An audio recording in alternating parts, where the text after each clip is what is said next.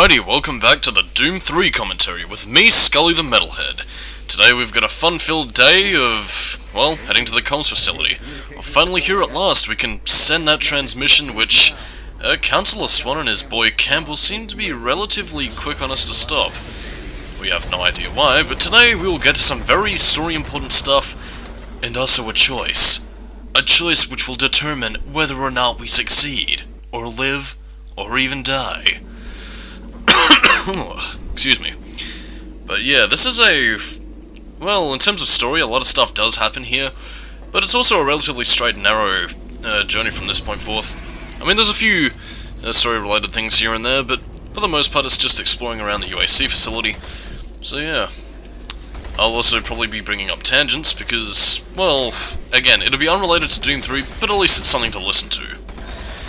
And speaking of which, it is a nice, bright, sunny spring day down here in Australia. The birds are singing tweedly-deet, the sun is shining bright, and I decided to step inside and record some Doom 3 because, you know what, why not? It's the afternoon, and it's the nice kind of day for it. And as of... oh, those damn demons blocking the elevator. The cacodemons. Of course, anyway, going on to more prevalent topics while I think of something Doom 3 related to say. Yeah, I recently got finished with the script for the next review, which will probably be done by the time this part specifically gets uploaded because, yeah. You know, I like to backlog and, you know, the more prepared I am, the more time I have to really experiment with it. Of course, at the current time of which I'm holding off on uploading the first part the week after the Matrix Path of Neo because again I want to put a space between uploads. You know, which is usually on a Friday slot, which I do because, you know, it's at the end of the week and you want to kick back, hopefully with the Skully video, otherwise I'll be very sad. But yeah, you know, it's cathartic. It's like a TV show that you watch on Fridays, which is to hear me ramble across video games, whether horror or anything related. But of course, on to more prevalent topics. I suppose actually no, because you'll probably find out by the time it's uploaded anyway. Now, there's quite a few things to this section which, you know, add a lot of ambience to the place. Although I'd say some of the more ambient parts come with the... yeah, power outages. And again, it's one of the things that I do like about this game is the slow degradation of the UAC facility. Which, again, it might not be very noticeable now, but these are the beginning signs of it. Like, I mean, if you thought the previous areas before were bad, yeah, you know, the major deterioration begins now. As we can see here, there are two segments. There is a communications tower, which I believe we can unlock right now, and we also have the monorail. Oh dear.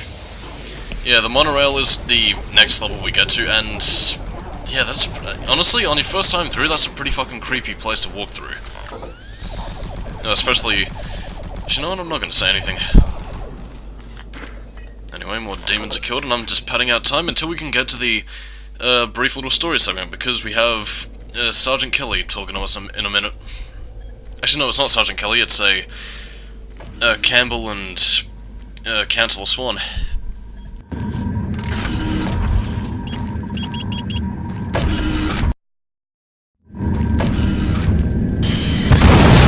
Communication system overload. So yeah, they seem to be quite intent on stopping us. Ooh. Yeah, actually, no, I'll save my thoughts. Because I believe Sergeant Kelly talks to us in a little minute anyway, so... yeah. A lot of this right here will probably just be filler commentary, just to pad things out, because again, there's a log reading coming up, and then there's a segment with Sergeant Kelly talking to the player, which does hold some rather important information, so... yeah. As you can see here, Sergeant Kelly and... no, not Sergeant Kelly, why do I keep getting them mixed up? Yeah, they did some pretty significant damage to this place. But then again, they seem to be intent on stopping us from sending out that transmission, which I have to wonder why, but we're about to get to that in a little bit, so... here's Sergeant Kelly talking to you. Marine, Delta System computers are showing all off-base communication down. It's that fool Swan. You're gonna have to find another way to send that message. Make your way to the satellite room and manually establish a link from there. Base schematics are showing the quickest way is through engineering. You can't fail, Marie. Get that message sent. I'm sorry, but one thing I have to comment on is, like, does the future transmission internet thing run on dial-up? If you can hear it. Anyway, here's a log, so I'll shut up. This is the audio log of Technician Seamus, dated October 16th, 2145. Our relatively new remote module replacement procedures are taking some time for maintenance technicians to adjust to. In the long run, it's a much safer, quicker, and easier method. Once a technician receives a call, he simply locates the problem module and gives a replacement command through the remote terminal located in the main comm block. This will initiate the replacement procedure as well as create a repair report, which notifies the repair team of an incoming module. Some minor repairs can be done on-site with normal equipment. I'm hoping the new system will need less and less use once the source of the recent power fluctuations is located and solved. The system is built to handle most other things with its automated recovery systems. So yeah, that happened. Okay, seriously, tell me I'm not the only one who hears the dial-up internet sound out of that. Yeah, well, I suppose as technology moves forwards, we have to go backwards occasionally. Okay? That's kinda scary. Oh, monster closets. That's not scary, man. Oh yeah, and we're introduced to a new enemy variant here with the Z-Sec troopers. With shields this time. Collect them all, now, from Hasbro. Batteries not included, see in-store for details. But yeah, basically the shield troopers basically require you to, oh god forbid, rely on... God forbid? Oh god, that's perfect timing considering the developer. But yeah, god forbid they actually require you to aim in order to hit them. But, yeah. Honestly though, I think they probably could have been a little bit more creative with the enemy types. Or at least in terms of the troopers, you know. Because granted, they've been there since Doom, like, you know, the original classic Doom, but still, I think shield troopers weren't exactly necessary and seem a little bit, well, not necessarily out of place, but just more so that unnecessary.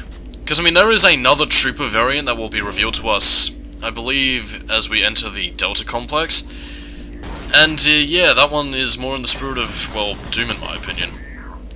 Although, honestly, though, weirdly enough, that enemy type also reminds me a little bit more of Wolfenstein. But then again, I haven't played Wolfenstein, so I'm just going off assumptions here, which is kind of ignorant, but hey, I never had the interest. But then again, I did mispronounce BJ, what's-his-face, his last name, Blazakowicz or something. Fuck, I cannot pronounce names for shit, man.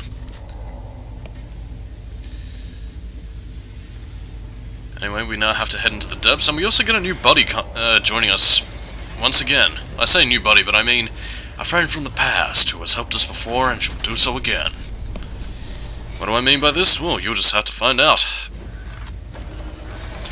Anyway, in a previous take, I was attempting to bring up some video game-related stuff that I've been playing recently, and I was initially going to do Metal Gear Solid 2, but I figured a lot of my thoughts would probably be best saved for the review that I have planned at some stage. So I figured that instead, just to pad out the time, I could probably talk about a few games that I've been interested in as of recently. Because, like, I mean, I've been seeing... Because, again, I'm no quote-unquote modern gamer by any means. Well, both of the fact that I don't have a PlayStation 4 or Xbox One or whatever, but also by the fact that my interest kind of lies in games from the 6th to 5th generation. And I've recently been taking a look at a lot of PS2 and Dreamcast games. Like, I mean, as of recently, the ones that take my interest are Blue Stinger, and that is purely because of the fact that, well, it was this one gameplay video that a buddy of mine, known as AHAT96, had shown me of, I believe it was dogs and another character. I don't know. It has Ryan Drummond and Dean Bristow in it, who, for most Sonic fans, they know him as Sonic and Eggman. Yeah. Honestly, it's quite funny just to hear... Honestly, for me, it was hilarious alone to hear Dean Bristow say, "What a bitch!" Oh, it was humorous to hear. But, yeah, actually, like, I've been doing a bit of research into Blue Stinger, and apparently, you know, it's a horror game, and it has a completely different camera system, depending upon whether or not you have the American version or the EU/Australian release, which, again, is quite interesting. Because a lot of people praise the camera in that game, you know, or at least the American version, for being free flow. More so because it gave them an edge over games like Resident Evil, but at the same time, you know, there were also games out there that felt that it took away from the tension. So, creates an interesting duality, and I figured I might as well pick it up, because I've heard Blue Stinger quite a lot, and, you know, I think picking it up would probably be to my benefit. But, yeah, excuse me. As for, speaking of horror games, actually, I've also been thinking about picking up Forbidden SiRen, which is a game that was made by Keiichi Toyo... fuck, I can't remember the guy's name, but he was one of the creative forces behind Silent Hill 1. And yeah, you know, I mean, I heard vague things about Forbidden SiRen, but, you know, I've really been interested to play it. Like, I really want to see how the game plays, and, you know, just really kind of to freak myself out, because, again, you know, it's heavily reliant on Japanese psychological horror, so, you know, it'll be a different cultural experience, and one that I feel that, I don't know, could probably be quite frightening, considering the fact that I think one of the biggest factors in horror, the fear of the unknown, would especially come from the fact that, you know, it's a completely different culture and you don't quite understand how things are. So as a result, the alienation and fear is just heightened significantly. Or at the very least, that's how I see it. Again, I haven't played Forbidden SiRen yet, and when I do, who knows? Like, I mean, maybe it'll be decent, or maybe the translation will be awkward at some stages. Who knows? Because again, I rarely hear anything about Forbidden SiRen. Like, I mean, in terms of horror games, you know, if it's not the indie scene, then it's usually I'm just hearing stuff about, you know, Resident Evil or, again, Silent Hill a lot of the times. So honestly, it'll be quite an interesting thing to see, considering that it seems to be a very small cult following. Then again, SiRen only has 3 games in its series, with, like, Forbidden SiRen and all the way up to Blood Curse. Still, nevertheless, it does create for some pretty interesting stuff. Let's see, what else have I been interested in recently? The only other game I've been interested in picking up was probably Resident Evil 2 for the Dreamcast, because, again, I only ever played RE2 and 3 via emulation, and I kind of want to own the games now. And especially considering the fact that the Dreamcast versions tend to, or at least, from what I've heard, tend to be the best, or at the very least for Resident Evil 3's case, because since, you know, it packs a lot more stuff into it. Again, visually it looks a lot the same, but at the same time, you know, I'm pretty sure the loading times are also shorter in the Dreamcast version. Anyway, here's the log, so I'll shut up. This is the audio log of Officer Ben Wolf, dated October 7th, 2145. Recent unauthorized transmissions have been uncovered in the off-site redundant logs. These logs are usually not validated, but an unscheduled audit has shown significant activity. More investigating will be done to get to the bottom of this matter. Particularly interesting are transmission blocks D4560 and DE3288, which have no links to base systems. More to follow. So, seems that somebody's been sending out some messages to some people. I wonder who that could possibly be. Spoiler alert, it's been, you know, a creepy guy, who I'm sure you all know, who's totally not evil, because he has Byakugan and evil, possibly. But yeah, I suppose the only other game I could talk about to cap off this section and finally get back to relevant topics on Doom 3 is Headhunter, which also had a PlayStation 2 release, but, you know, it was released on the Dreamcast first, I believe. And, you know, a lot of people compare it to Metal Gear Solid, well, somehow. And it's one that I've been decently interested in picking up and playing. It seems like a pretty cool action game. Like, a lot of people say that, or at least from what I've heard, it seems to be kind of 80s inspired, so yeah, maybe I'll give it a shot. Anyway, here's a message from Sergeant Kelly. Marine, I believe the source of the invasion was from the main portal here in Delta. After you send that transmission, get here as quickly as possible. Yeah, and if you'll remember back in, I believe it was part 2 with, you know, Doom Guy and the Asian guy, you could see on that screen where the teleport experiment was happening, and how the teleporter was activated, and that pretty much just summoned the invasion. And again, what that message was pretty much just there to tell us, and also another one when we finally get to the transmission room, is that Sergeant Kelly will end up meeting us in Delta Labs, which of course is where the teleportation experiment had begun its process, so I think you can tell where the section where we do the thing and the lady happens. But yes, we also get our little buddy back. Our little robot droid thingy that has followed us through thick and thin, and is apparently untrustworthy. Actually, one interesting theory that I've thought up of, the reason why the robot attacked that guy is probably because possessions happened. Because again, you saw how it happened briefly to Doom Guy in the mirror, but also, well, actually I can't quite remember, I haven't watched a lot of the earlier parts, which is weird because I was doing so a couple of weeks ago in preparation for these commentaries, and I've noticed a really significant shift in quality, because the previous ones, well, compared to the parts now, which are currently going unseen, yeah, my commentary is a lot more lively here, and also, it's a lot more energy and action-packed. And slightly less rambly, question mark? I don't know. I'd like to think it's because I've improved a lot with the Matrix path of Neo, but, again, I still ramble just as much as I did, but, even before that, like during the Silent Hill commentary, but honestly, the Matrix path of Neo really set me straight, I'm not doing drugs anymore, I'm not hanging with the bad crowd, I'm doing good. I'm doing good. Yeah, but yeah. It's a pretty good run for the, well, I'd say the Doom 3, I was tempted to actually redo some of the parts, but, you know what, honestly, I think it's a sign of a significant quality shift. Again, I say quality in quotation marks, but I mean mostly in terms of how I deliver myself, and also how I present the commentary. Which again, in this part isn't really too well, since I mostly went off tangent and talked about the Sega Dreamcast and Forbidden SiRen, but, at least it means that I can hold myself relatively well within a commentary circumstance. Oh my god, there are some significant lagster. Anyway, we should eventually be approaching something of interest. When the game stops lagging, that is.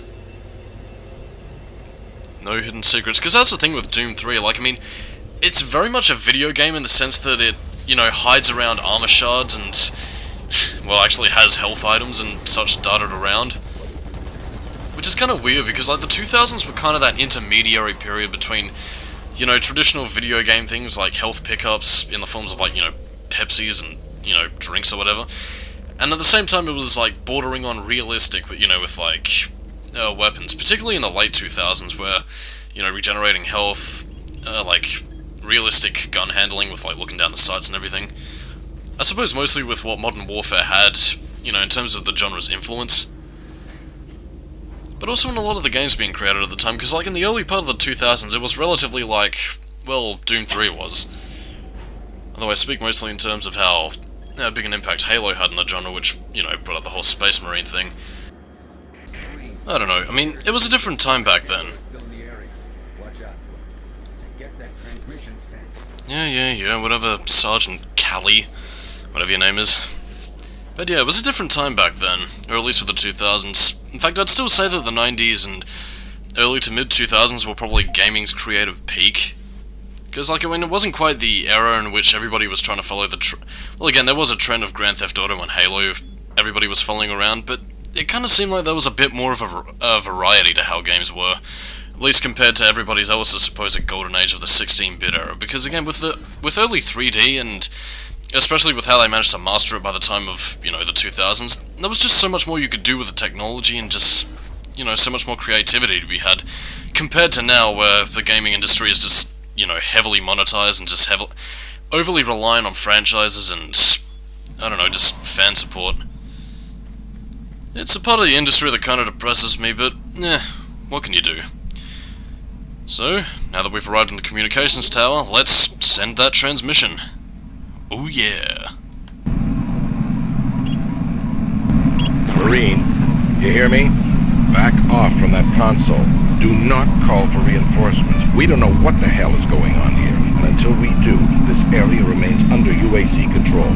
Cancel that transmission. Okay, this is the choice I was mentioning earlier. You can either send the transmission... Oh, actually, you know what? I'll talk about it later since there is a lot of very interesting dynamic to it. But one thing that I will say right now, depending on what you choose, whether to transmit or cancel, it really doesn't matter in the slightest. The game will still go on as normal, there is no diverging pathway, and basically what it amounts to is really just a differing line of dialogue. It's kinda disappointing, and I really think they should have done a little bit more with this, which I'll explain later on, but for what it is... eh? You fool! You have no idea what you just did. If the creatures get hold of those ships, who knows what can happen? You might have endangered all of Earth. I'm going to Delta to stop this. Don't get in. Transmission successful. Excellent work, Marine. Reinforcements will be here soon. I'll wait for you here at Delta. Get here as quickly as possible. Yeah, I bet you're waiting here in Delta, Sergeant Kelly. Name suspicious. But yeah, I chose to send the transmission because, really... Again, you might not know what you're facing, but still, having reinforcements is preferable to, you know, just stumbling around in the dark, because again, even if... Okay, I'm gonna get into it right now. Sending the transmission, again, as we've already done, Councillor Swan gets pissed and is like, oh, you've doomed the human race, Doom Guy, I hate you! But the thing of it is that, again, even if you cancel the transmission, it's like, good work, meet us down in the monorail. And, you know, again, you don't actually link up with Councillor Swan, like, at all later on in the game. Well, you do meet him again, but, you know, that's under different circumstances. But also, again, the fact that you wouldn't ask for reinforcements, you know, so you have a better grasp on what you're dealing with, I think a careful assumption can really be that, okay, we're facing a demonic threat, there is something really powerful, please come and help us, because again, the UAC facility, well again, as far as the game tells us, is really the only facility on Mars which houses humans, so it's not as if there's a rival company or, you know, there's anything else there, so... And especially considering the horror stories that people have about security detail here, I'm certain that the UAC would probably spare no expense in sending their forces down there to at least secure, you know, one of their prize finds, which again is meant to be the archaeological digs and the teleportation research. So honestly, I think Councillor Swan's, or at least his concerns, are a little bit unfounded since, again, his entire reason for coming here is, okay, as implicitly stated in a report, is because of the demonic activity and the research that Betruger is doing up there. And again, you know, I just have to wonder his reasoning as to why he's just so pissy about Doomguy, because again, anybody in this situation would ask for reinforcements.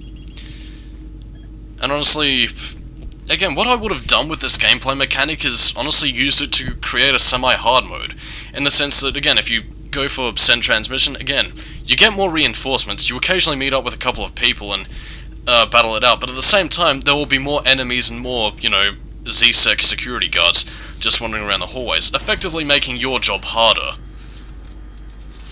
You know? And if you don't send the transmission, you know, then, again, the ambience is up, and there are just, you know, just generally less demons to fight, so you won't have to waste your ammo. Again, it's a kind of survival horror gameplay mechanic that I think honestly could have factored in pretty well to this game. You know what, whatever. It's still an element that does kind of piss me off, though. Oh well. I'm just padding things out until the end here, so in the meantime, I guess the only thing I could really talk about is just Sergeant Kelly. Again, he's waiting for us in Delta Labs. Why is he doing nothing to help? Sounds kinda suspicious if you ask me. I mean, we sent the transmission and now we have to meet up with him. But in any case, I'm Skully, keep it new metal, and I'll see you next time in the Doom 3 commentary. See you later.